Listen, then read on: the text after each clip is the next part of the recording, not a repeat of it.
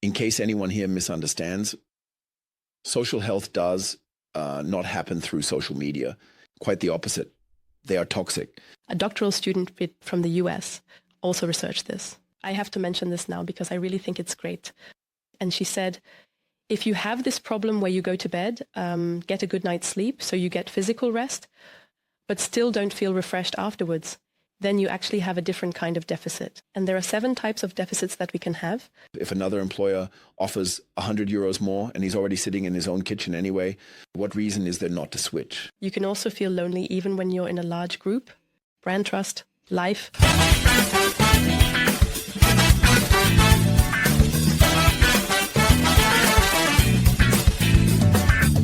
Hello and welcome back to BrandTrust Life.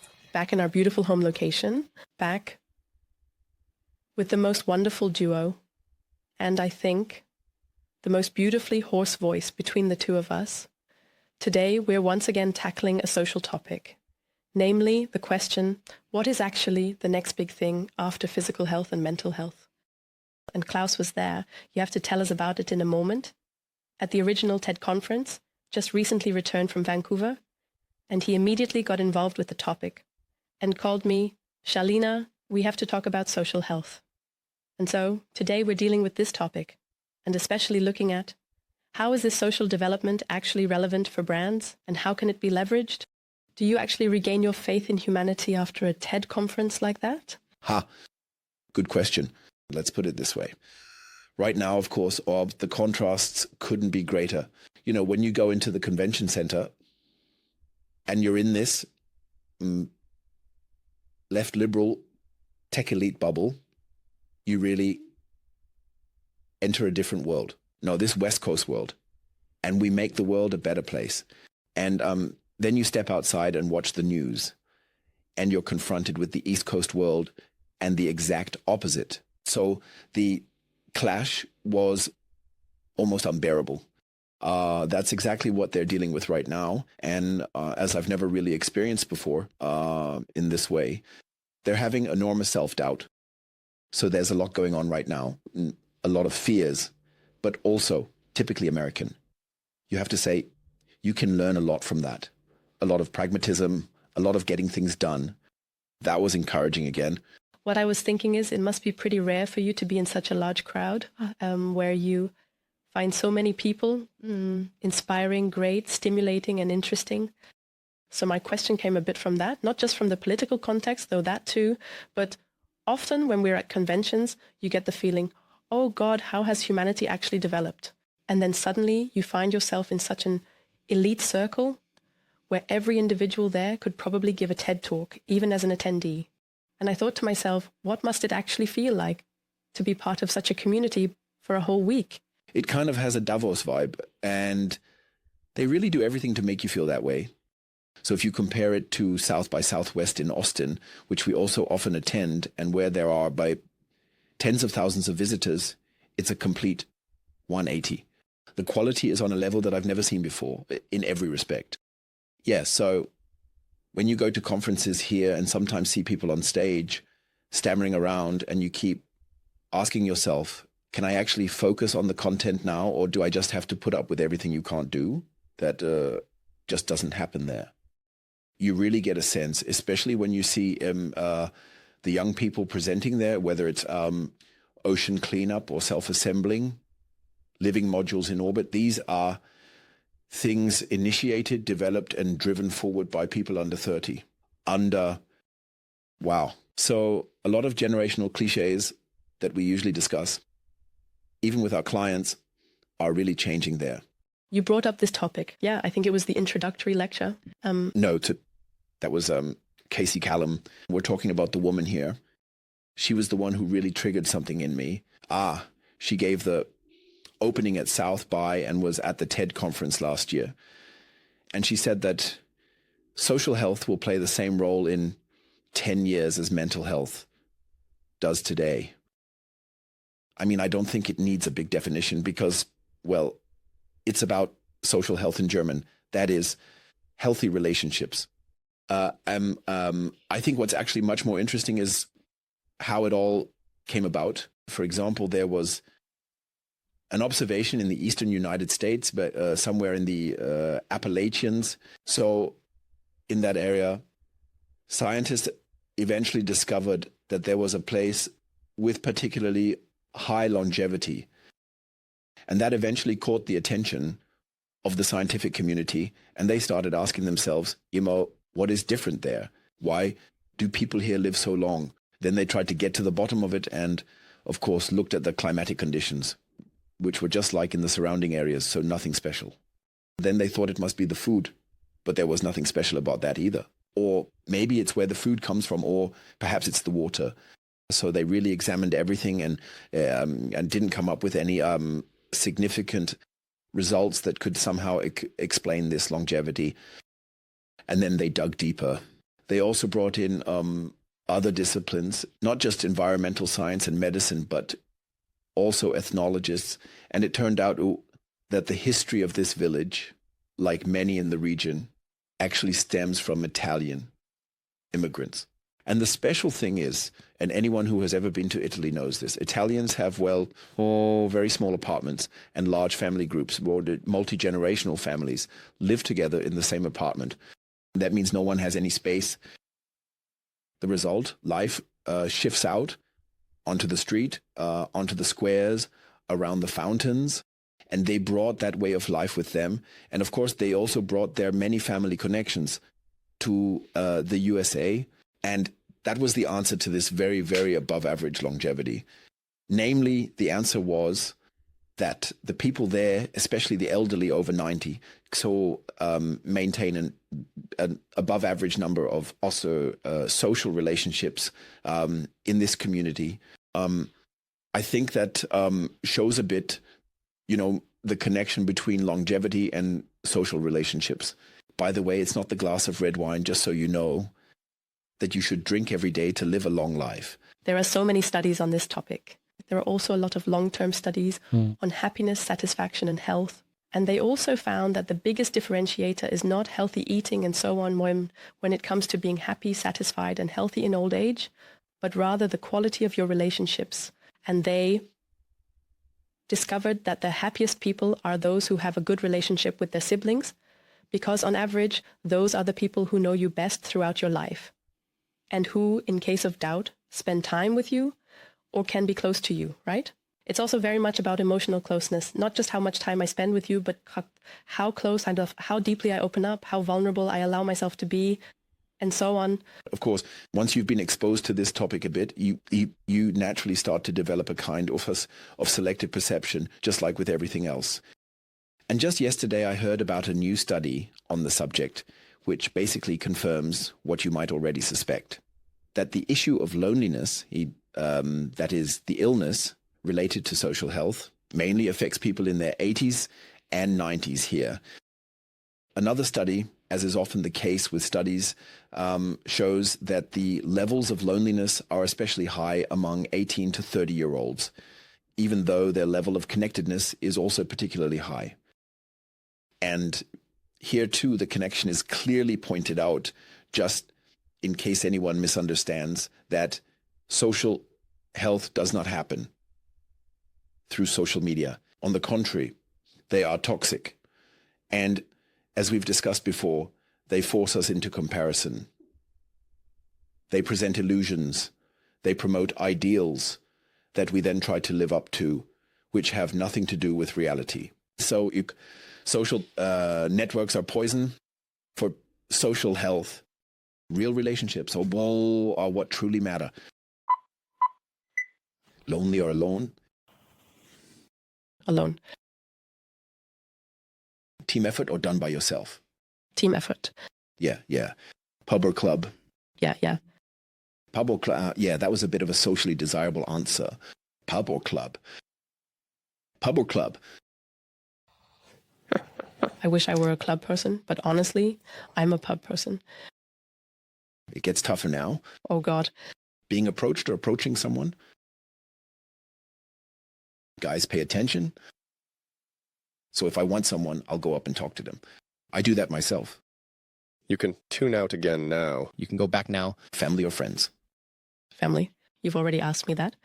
Planned or spontaneous? Spontaneous. Flight or fight? Flight. Extroverted or introverted? Introverted. Share your joy or enjoy it quietly?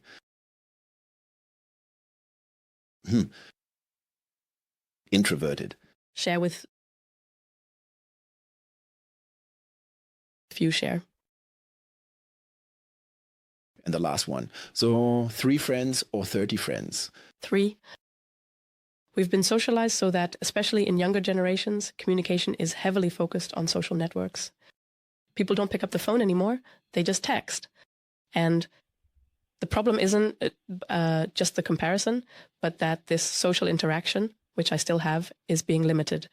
A lot of our communication actually happens non-verbally, and the emojis, emoticons, and GIFs of this world can never truly replace that.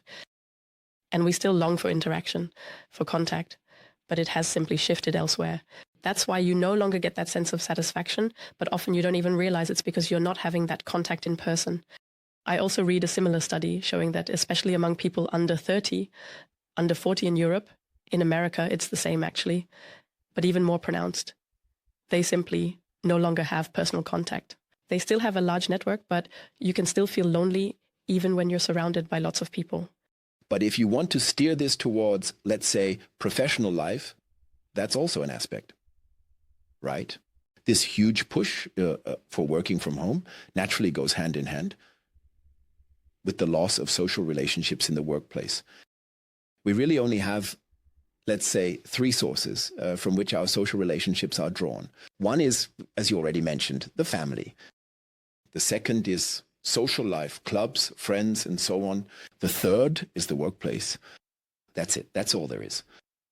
And one part of this, and I think a lot of self-optimizers don't realize this right now, is that out of laziness, and maybe also because it's genuinely grueling to deal with Munich's rush hour traffic, commuting an hour each way, home office means 2 hours more quality of life. I can totally understand that. But it also means a loss of social quality. So you have, and by the way, there's a study on this. We could cite it regarding productivity. If people like each other at work, if they enjoy working together, you get a different level of productivity. The only question is, how do you create that enjoyment of working together? And we experience this. I mean, you do too. We experience this all the time with our clients. We enter into cultures where we do projects now without a single in-person meeting, only via Teams. And that is agonizing for us. But we get out of there quickly. The people we support there, they do this their entire professional lives. Well, that's a bit of an exaggeration. And there are cultures like that. I also know the opposite kinds of cultures where they place enormous value on personal situations and encounters. But I often wonder, how do people endure that in such a corporation or typically in these tech digital companies? That happens very frequently there. How do people actually put up with that? And in this whole home office debate, which at the moment is only being discussed in Germany from a control perspective, yes, I have to make sure my employees are working. We really ought to do an episode about that too. Yeah.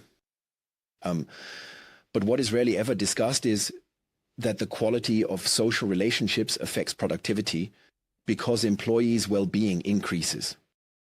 And that is, honestly, I notice it on both a large and small scale, currently being completely disregarded. And of course, as both an entrepreneur and a consultant, I ask myself, where is this heading? And now we're back at the beginning with Casely, who says that in 10 years, this will have the same significance as mental health does today. And we should brace ourselves for that. Before we move into the effectiveness mode, what do we do with this now? I'd like to add one more point about root causes, because you're also familiar with the term social battery. That is, when you say, I can't pick up the phone right now, or I don't want to pick up the phone because my social battery is empty. For us, that's a completely legitimate reason not to answer the phone in our private lives. And people say that, it's kind of become a catchphrase. And I think as a society, we've forgotten that withdrawing and having leisure time aren't the only ways to recharge our batteries. Now, I don't know how it is for you, but for me, my first reaction used to always be when I was exhausted okay, I need to be alone. Go to the couch, watch a movie, just relax somehow. And there's a doctoral student, also from the US, who's researching this. I have to mention this because I think it's really great. And she said, if you have this problem where you go to bed, get a good night's sleep, so you get physical rest, boom, but you still don't feel recovered afterwards, then you actually have a different kind of deficit. And there are 7 types of deficits we can have. 7. And only one of them is physical rest. The others are mental rest. So trouble turning your mind off, everyone knows the worry carousel. Then there is sensory rest, which is sensory overload, blue light overload, which we all have.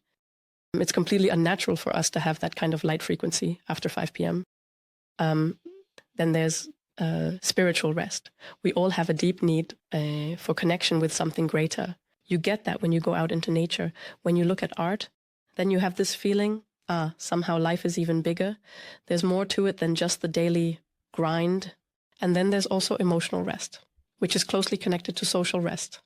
Being in a community where I feel understood, then you don't feel lonely. And then there's also creative rest, meaning things you do where you use your creative thinking, your other brain hemisphere, which also leads to a lot of relaxation. And that's what we've often talked about. Miriam, when you're totally exhausted on Friday, after a tough week, you actually need to get up and do something. Let's say we go do some sports on the mountain, or you go to an exhibition on Friday night, even though you're dead tired. But then the next day you feel refreshed. But that's something we have to relearn. A wonderful foundation if we now manage to make the leap to brands. Because what we're talking about here, and this is crucial, is not needs, but rather life scarcities. And life scarcities differ from needs in that. First, they are present throughout your entire life. They are never satisfied. And the more you get of them, the more you want. And for brand positioning, these are fantastic. In contrast to needs, which are characterized by the fact that at some point they disappear because they have been satisfied. That's why, by the way, we advise every brand to position itself around a life scarcity. And these are life scarcities. What you just read out never goes away. It keeps coming back. And that's why it's fantastic for brands to position themselves around it. But of course, the other aspect is, who would have thought employer branding, right? So if we want to attract and retain skilled workers as employers, we have to address these kinds of topics, not in the narrow world-improving HR sense, but in a sense of self-empowerment. Yes, we have to address these topics. And we don't need to set up sleeping zones in offices or anything like that. Let's stop that idea right there. It's about positioning and enriching a brand in such a way that people can see you're thinking beyond the usual narrow-minded considerations. And I think this whole discussion about working from home, which is why I brought it up earlier, illustrates that quite well. The real problem with working from home isn't a loss of control. The real issue is that sad, lonely, and socially isolated employees are less productive. And I think what we're seeing now in the time after COVID and with all these developments, and I enjoy using Teams too, no question about it. These personal freedoms that arise, I don't want to argue them away at all, but it's the dose that makes the poison. And I think that the tech companies and similar firms mentioned, which no longer, let's say, enable or enforce any social relationships at all, well, their employees are, of course, also unbound. I mean, if another employer offers 100 euros more and the person is sitting in their kitchen anyway, what reason is there not to switch jobs? And of course, that's a spiral that develops, which nobody can really want. Spontaneous feedback or scheduled feedback sessions?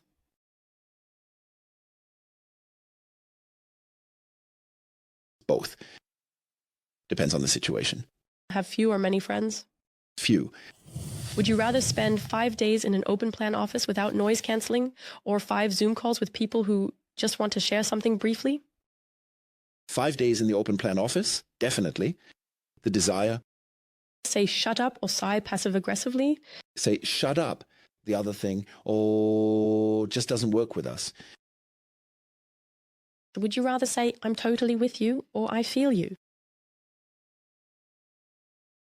In a professional context. Yes, those are phrases people use. I'm totally with you. Yeah, you do say that. You do say that. I say that, right? Yes. a LinkedIn post about mental health or a day in a silent retreat? Well, if LinkedIn is the alternative, then definitely the silent retreat. Team building with alpacas or an intense crisis meeting? Team building with horses.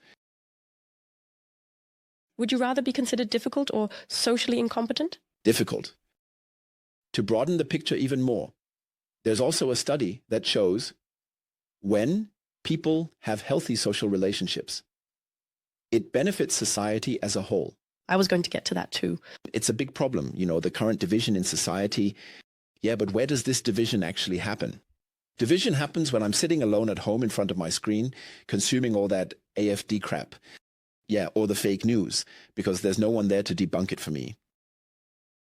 Yeah, if there was someone there, a corrective, someone I could talk to about what I just read, who would say, seriously, you believe that? Then I'd end up in a discussion. You could then debate whether it's fake or not, but that just doesn't happen anymore. People call it social media, but in reality, it's completely one-sided. So it's really it's a constant bombardment just with this unbelievable garbage that's being produced, which, of course, and that's the next problem, also meets with a declining level of education. And suddenly we have the AfD in the Bundestag. And that's also a direct, and this needs to be said here, politicians play a big role in this, also to say the moment healthy social relationships and conditions exist, the gateway for dividing a society is closed. And the fact that a society is being divided suggests in turn that we spend far too much time alone in front of screens, and then we really do have a problem with democracy. So now I have enlarged the picture. No, there's actually an overall societal benefit as well. ESG also stands for social, and that's not without reason. It's just that no one thinks about it. No, because if you have functioning social health within your society, you have lower expenses in your social budget. That means you can still see this nicely in villages. You have a functioning social system that doesn't have to be financed by the state because you have these microorganisms. For example, there's the village helper, and if the farmer falls off his bike or has a tractor accident, she comes by once a week to help out. And all this happens without any need for funding from some supranational institution. As these bonds erode, people no longer have that mutual support. They no longer have someone who comes by and says, well, then I'll just do the shopping for you. And now all of this has to be institutionalized, regulated from above. Then the Red Cross comes, then the food bank. Then there's the telephone service that calls regularly. So are you still alive, more or less? Or loneliness calls and so on. But if you had a stable social structure where people are integrated into solid communities, in the past this was often through the church, then we would have much lower social expenditures. Absolutely. So this also has a macroeconomic measurable impact. And now I think we can wrap this up a bit and make it clear. So social health is a topic for the future, especially relevant for many industries, but basically for everyone. I think it's relevant for all employers, especially those who are currently relying heavily on digitalization and decentralization, with all the advantages that brings. But as I said, the dose makes the poison. It has an economic impact, and it has a societal impact as a whole. And I believe that's why we should take this wake-up call that has now arisen seriously. And as someone responsible in companies, communities, municipalities, and also as politicians, really sit down and think about how to deal constructively with this issue, because the dangers of social media are not decreasing.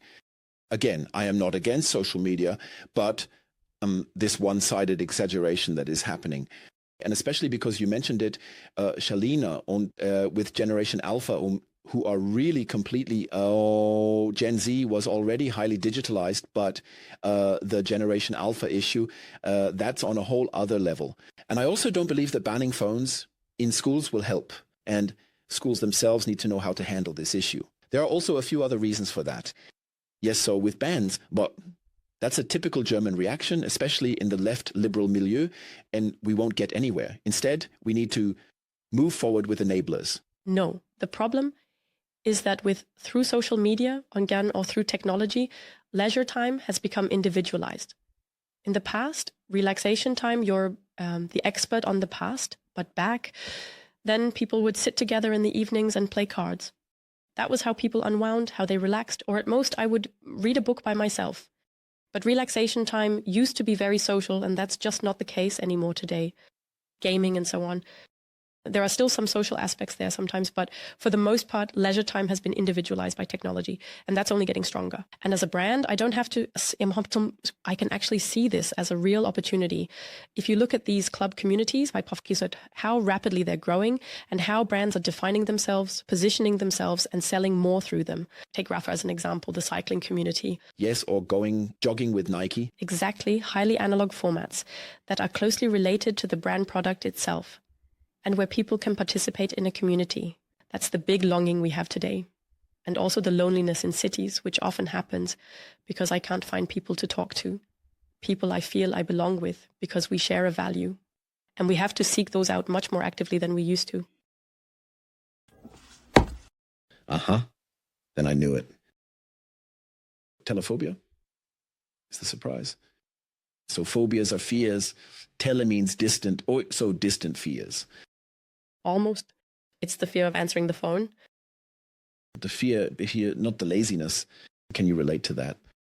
Not the fear. I just don't feel like it. So it's more laziness. I remember the whole thing. I think I'm one of those people who don't like making phone calls. Me too. So I prefer to write texts, like emails, for example. It's much more productive, more efficient, in my opinion. I'm always a little bit afraid, in that sense, I am afraid, of somehow disturbing the person on the other end.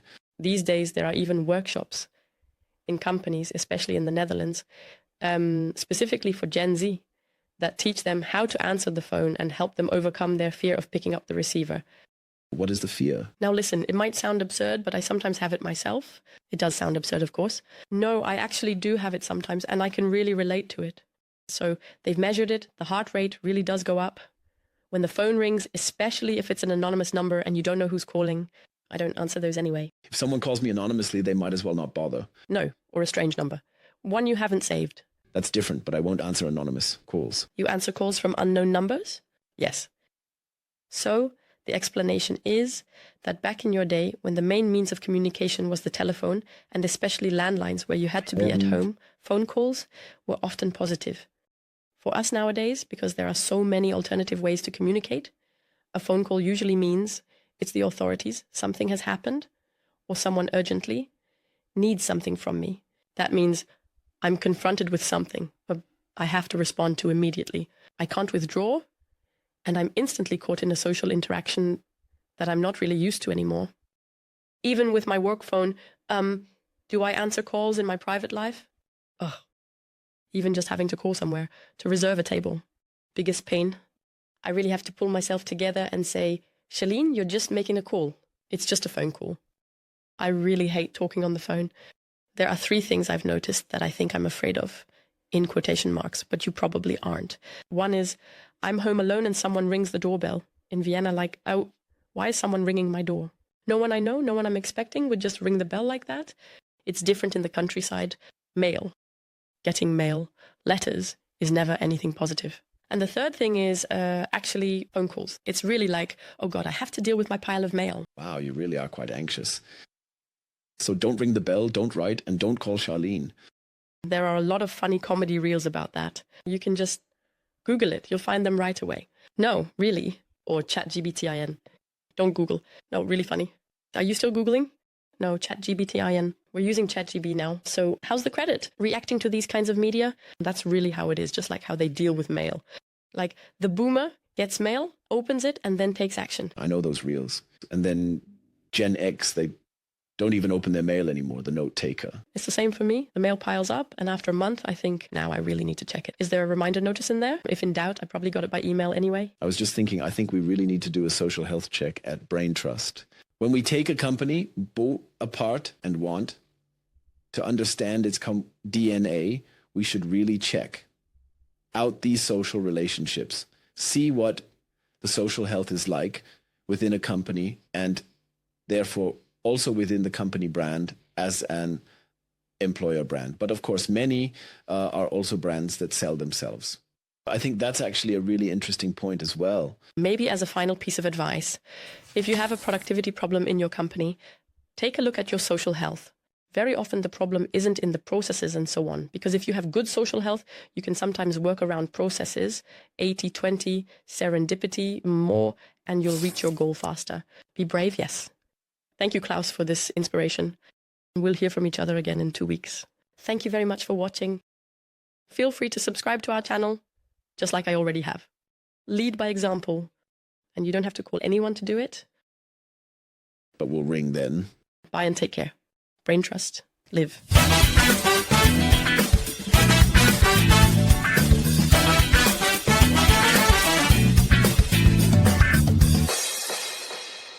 Now we still have to do the surprise topic, Klaus. We have to do it now. We just have to get through it. Come on, do it. Surprise me. It actually fits the topic anyway. Finally, once again. It's been a long time since I last surprised you. Yeah, I'm curious if you'll feel it too. That's what you especially enjoy. She's making me speechless again. You want me to, again? Yes. I know you after all. Well, let's see.